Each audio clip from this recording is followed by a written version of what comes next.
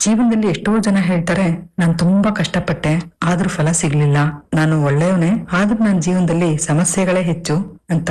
ಒಮ್ಮೆ ಯೋಚಿಸಿ, ಸಮಸ್ಯೆ ನಮ್ ಕಷ್ಟದಲ್ಲಿದೆಯಾ ಅಥವಾ ನಮ್ ಯೋಚನೆಯಲ್ಲಿದೆಯಾ ಅಂತ. ಇಂದು ಶ್ರೀಕೃಷ್ಣನು ಅರ್ಜುನನಿಗೆ ಹೇಳಿದ ಒಂದು ಶ್ಲೋಕ ಮತ್ತು ಜ್ಞಾನದ ಕುರಿತು ಮತ್ತೊಂದು ಅಮೂಲ್ಯ ವಾಕ್ಯನ ತಿಳ್ಕೊಳ್ಳೋಣ. ಈ ಎರಡು ಸಂದೇಶಗಳು ನಿಮ್ಮ ಜೀವನದ ದಾರಿಯನ್ನೇ ಬದಲಾಯಿಸಬಹುದು. ಕುರುಕ್ಷೇತ್ರದ ಯುದ್ಧ ಭೂಮಿಲಿ ಅರ್ಜುನ ತನ್ನ ಎದುರು ತನ್ನ ಗುರುಗಳು, ಅಜ್ಜ, ಬಂಧುಗಳು ಮತ್ತು ಸ್ನೇಹಿತರನ್ನ ನೋಡ್ತಾನೆ. ಆಗ ಅವನ ಕೈಯಲ್ಲಿದ್ದ ಗಾಂಡೀವ ಕೆಳಗ್ ಬೀಳತ್ತೆ. ಆಗ ಅವನು ನಾನು ಯುದ್ಧ ಮಾಡೋದಿಲ್ಲ ಅಂತ ಹೇಳ್ತಾನೆ. ಅವನ ಮನಸ್ಸಿನಲ್ಲಿ ಭಯ, ಗೊಂದಲ ಮತ್ತೆ ದುಃಖ ತುಂಬೋಗಿರತ್ತೆ. ಆ ಸಮಯದಲ್ಲಿ ಶ್ರೀಕೃಷ್ಣ ಅವನಿಗೆ ಜೀವನದ ಶಾಶ್ವತ ಸತ್ಯವನ್ನ ಹೇಳ್ತಾನೆ. ಮೈ ಸರ್ವಾಣಿ ಕರ್ಮಾಣಿ ಸನ್ಯಸ್ಯಾಧ್ಯಾತ್ಮ ಚೇತಸ ನಿರಾಶೀರ್ ನಿರ್ಮಮೋ ಭೂತ್ವಾ ಯುದ್ಧಸ್ವ ವಿಗತ ಜ್ವರಃ. ಈ ಶ್ಲೋಕದ ಅರ್ಥ ಏನ್ ಗೊತ್ತಾ? ನಿನ್ನ ಎಲ್ಲಾ ಕಾರ್ಯಗಳನ್ನು ನನಗರ್ಪಿಸು, ಫಲದ ಮೇಲಿನ ಅತಿಯಾದ ಆಸೆಯನ್ನ ಬಿಡು, ಇದು ನನ್ನದು ಎಂಬ ಅಹಂಕಾರವನ್ನ ಬಿಡು, ಭಯ, ಚಿಂತೆ ಮತ್ತೆ ಗೊಂದಲವನ್ನ ಬಿಟ್ಟು ನಿನ್ನ ಕರ್ತವ್ಯವನ್ನ ಧೈರ್ಯದಿಂದ ಮಾಡುವಂತ.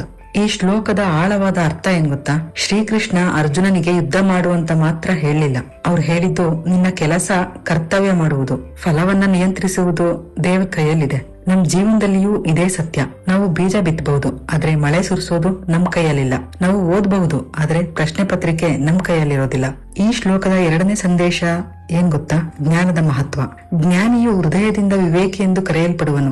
ಸಿಹಿಯಾದ ಮಾತುಗಳು ಬೋಧನೆಯನ್ನ ಹೆಚ್ಚಿಸುತ್ತವೆ. ಈ ವಾಕ್ಯ ನಮ್ಗಳಿಗೆ ಹೇಳೋದಾದ್ರೆ, ಜ್ಞಾನ ಅಂದ್ರೆ ಕೇವಲ ಪುಸ್ತಕ ಓದೋದಲ್ಲ. ಜ್ಞಾನ ಅಂದ್ರೆ ಯಾವಾಗ ಮಾತನಾಡಬೇಕು, ಹೇಗೆ ಮಾತನಾಡಬೇಕು, ಯಾರೊಂದಿಗೆ ಹೇಗೆ ವರ್ತಿಸಬೇಕು ಎಂಬುದನ್ನ ತಿಳಿದುಕೊಳ್ಳುವುದು. ಒಬ್ಬ ವ್ಯಕ್ತಿ ತುಂಬಾ ಓದಿರಬಹುದು, ಆದ್ರೆ ಅವನ ಮಾತುಗಳಿಂದ ಎಲ್ಲರ ಮನಸ್ಸಿಗೆ ನೋವಾದ್ರೆ ಅವನ ಜ್ಞಾನ ಅಪೂರ್ಣ ಅಂತ. ಇನ್ನೊಬ್ಬ ವ್ಯಕ್ತಿ ಕಡಿಮೆ ಓದಿರಬಹುದು, ಆದ್ರೆ ಎಲ್ಲರೊಂದಿಗೆ ಪ್ರೀತಿಯಿಂದ ಮಾತನಾಡಿದ್ರೆ ಜನರು ಅವನನ್ನ ಗೌರವಿಸುತ್ತಾರೆ. ಆದ್ದರಿಂದ ಶ್ರೀಕೃಷ್ಣನ ಸಂದೇಶ ಮತ್ತು ಈ ಜ್ಞಾನದ ಸಂದೇಶ ಎರಡೂ ಒಂದೇ ದಾರಿನ ತೋರಿಸುತ್ತೆ. ಕರ್ತವ್ಯ, ವಿನಯ, ಸಿಹಿ ಮಾತು ಇವುಗಳೆಲ್ಲ ಸೇರಿ ಯಶಸ್ವಿ ಜೀವನ ಆಗತ್ತೆ. ಹೇಗೆ ಗೊತ್ತಾ? ಒಂದು ಹಳ್ಳಿಲಿ ಇಬ್ರು ರೈತರು ಇರ್ತಾರೆ. ಮೊದಲನೇ ರೈತ ಪ್ರತಿದಿನ ಹೊಲಕ್ ಹೋಗ್ತಾ ಇರ್ತಾನೆ, ಆದ್ರೆ ಕೆಲಸ ಮಾಡುವುದಕ್ಕಿಂತ ಹೆಚ್ಚಾಗಿ ಆಕಾಶನೇ ನೋಡ್ತಿರ್ತಾನೆ. ಮಳೆ ಬರ್ಲಿಲ್ಲ ಅಂದ್ರೆ, ಬೆಳೆ ಹಾಳಾಗೋದ್ರೆ, ನನಗೆ ನಷ್ಟ ಆದ್ರೆ, ಹೀಗೆ ಈ ಚಿಂತೆಗಳಿಂದ ಅವನು ಸರಿಯಾಗಿ ಕೆಲಸನೇ ಮಾಡ್ತಿರೋದಿಲ್ಲ. ಎರಡನೇ ರೈತ ಬೇರೆ ರೀತಿಯವನಾಗಿರ್ತಾನೆ. ಈ ರೈತ ಯಾವಾಗ್ಲೂ ಏನ್ ಹೇಳ್ತಾ ಇರ್ತಾನೆ ಗೊತ್ತಾ? ಮಳೆ ನನ್ ಕೈಯಲ್ಲಿಲ್ಲ, ಆದ್ರೆ ಹೊಲ ಉಳುಮೆ ಮಾಡೋದು ನನ್ ಕೈಯಲ್ಲಿದೆ. ಬೀಜ ಮೊಳಕೆ ಒಡುತ್ತದೆಯೋ ಇಲ್ವೋ ಅದು ಪ್ರಕೃತಿಯ ಕೆಲಸ, ಆದರೆ ಉತ್ತಮ ಬೀಜ ಬಿತ್ತುವುದು ಮಾತ್ರ ನನ್ನ ಕರ್ತವ್ಯ ಅಂತ ಹೇಳ್ತಿರ್ತಾನೆ. ಪ್ರತಿದಿನ ಪ್ರಾಮಾಣಿಕವಾಗಿ ಕೆಲಸ ಮಾಡ್ತಾ ಇರ್ತಾನೆ. ಕೆಲವು ತಿಂಗಳ ನಂತರ ಮೊದಲ ರೈತನ ಹೊಲ ಬರಿದಾಗಿ ಹೋಗಿರತ್ತೆ. ಎರಡನೇ ರೈತನ ಹೊಲ ಹಸಿರಿನಿಂದ ಕಂಗೊಳಿಸುತ್ತಾ ಇರುತ್ತೆ.